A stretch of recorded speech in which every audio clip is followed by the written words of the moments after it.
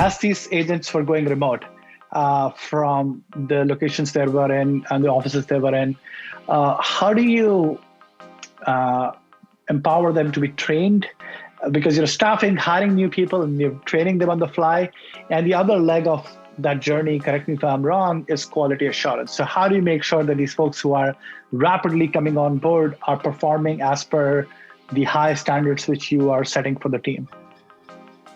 Great. So I think the first thing we've done this year, especially to make sure that they're on board, is we've actually extended the amount of time we give them in a training environment.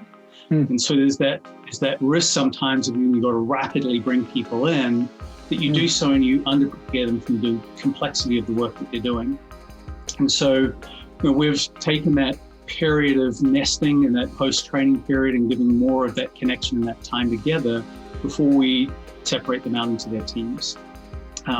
We've got a great training team. We spend a huge amount of time focused on making sure that our agents really understand what it is to be a customer.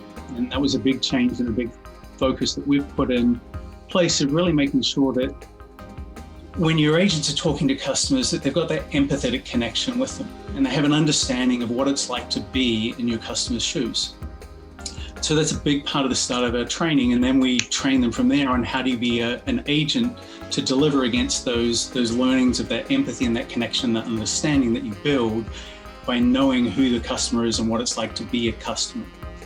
And so we spend quite a bit of time in addressing that and making sure that the agents understand by experiencing a problem in a way that a customer would in a kind of a mock environment.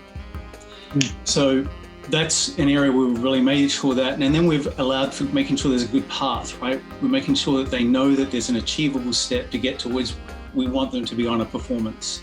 So by creating that ladder and again, not forcing that quickness, in the end, you're going to get better performance, you're going to get better stability, you're going to get less churn in your agents because they've got an environment that they feel capable of being successful in.